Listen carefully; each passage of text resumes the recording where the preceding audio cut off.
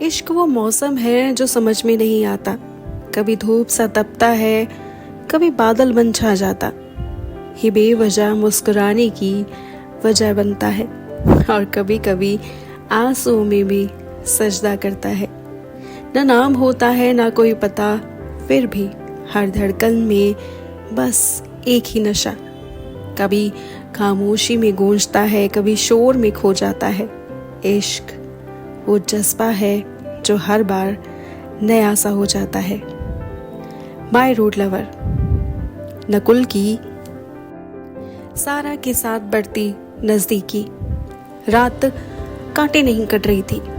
चारों का आलम ये था कि इश्क ने सिर्फ अभी दस्तक दी थी। उसे उसके मौकाम तक पहुंचाना बाकी था।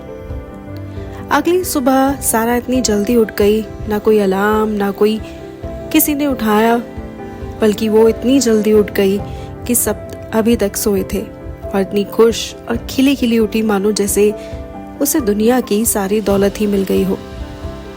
सबसे पहले उठकर उसने अपने कमरे से बाहर आकर हॉल की सीढ़ियों में दबे पांव उतरते हुए अर्नब की बालकनी की तरफ देखा कि शायद उसे वो वहां दिख जाए, लेकिन ऐसा हुआ नहीं।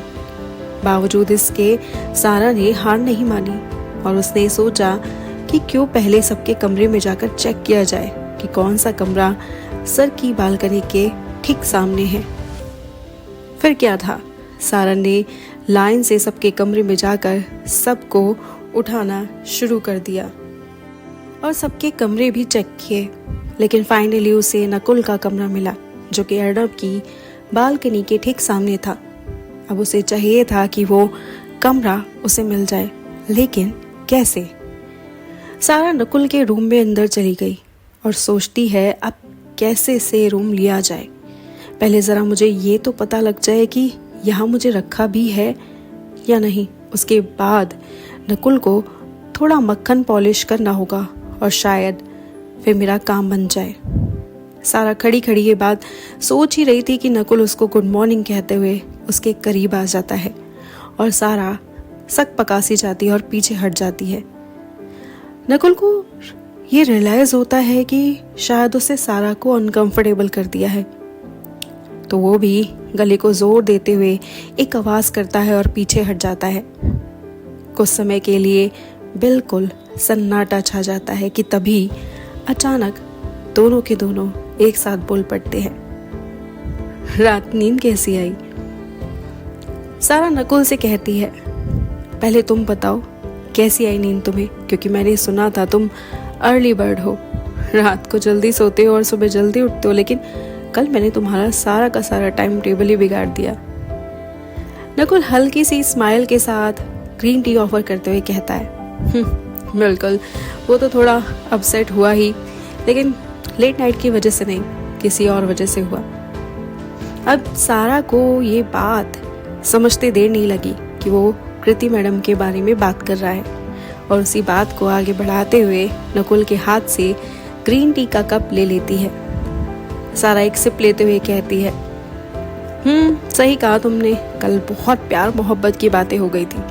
वैसे तुम्हें कैसा लगता है ये सब बातें करना, उसके बारे में सोचना? अब नकुल को लगा कि सारा उसका इशारा समझ गई, लेकिन शर्म की वजह से कुछ सीधे सीधे नहीं कह पा रही, तो उसने भी बातों को गोल गोल घुमाना शुरू कर दिया और उसकी सवाल में जवाब देते हुए बोला, वाकई में जब वो साथ हो और सामने हो तो सब कुछ बहुत अच्छा अच्छा लगता है और मन करता है कि बस वो बोलती रहे और मैं सुनता रहूं। मुझे उसकी हर बात बहुत प्यारी लगती है, उसका वो चुलबुलापन, वो डांटना मुझे अच्छा लगा और एक अपनापन सा लगा। सारा मन ही मन सोचने लगी, अरे वाह, इतने दिन से ये मैडम के साथ था लेकिन कोई फीलिंग्स नहीं थी, लेकिन कल उनसे बात करके कैसे उनका दीवाना हुआ जा रहा है। बस बाबा जी, मेरे वाले पर भी कोई मैजिक कर दो, वो भी थोड़ा इधर उधर देख के कि कोई उसे पसंद करने लगा है। नकुल अपनी कहानी सुनाई चला जा रहा था और सारा अर्नब के बारे में सोच सोच कर खुश हो रही थी, जिससे नकुल को लगा कि वो भी उसको पसंद करने लगी है और सारा अचानक से हंसते हुए अपने कमरे में चली गई। सारा अपने कमरे में आई और डोर बंद करते हुए सामने दीवार पर टंगी हुई घड़ी की तरफ देखने लगी। उस समय सुबह के 6 बजे थे और 7 बजे अर्णव जिम के लिए जाता है, जिसके पहले वो अपना प्रोटीन शेक लेता है और जिम में से आते ही वो प्रोटीन सैलेड लेता है। अब सारा फटाफट भागी और बिना नहाई रेडी हो गई ताकि लेट ना हो जाए, और सिर्फ 15 मिनट में ही वो सीधे किचन में पहुंच गई और जाते ही सबसे पहले शेक रेडी करके एक ट्रे में रख दिया। तभी नकुल भी वहां आ गया और जैसे ही वो किचन में एंट्री करता है तो देखता है कि शेक तो रेडी रखा है टेबल पर, लेकिन सारा कहीं दिखाई नहीं दे रही। अब वो किचन के डोर के साइड में रखे फ्रिज के पास झांक कर देखता है तो सारा को फ्रिज की आड़ में सोता हुआ देखकर जोर जोर से हंसने लगा।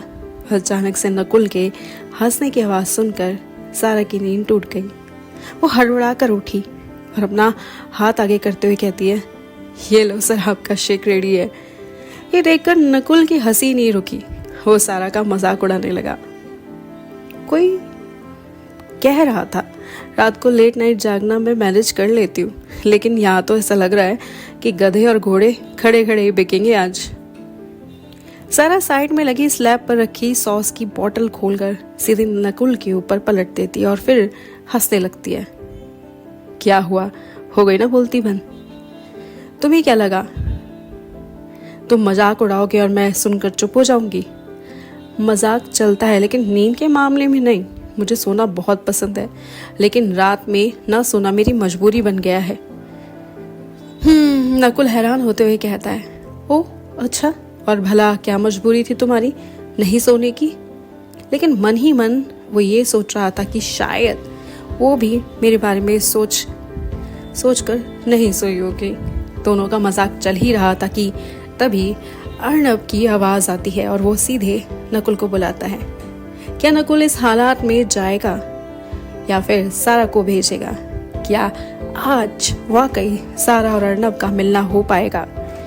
प्यार की नदी में गोते खाती इस कहानी को जानने के लिए जुड़े रहेगा हमारे YouTube चैनल स्टोरी मैनिएक्स के साथ। My road lover.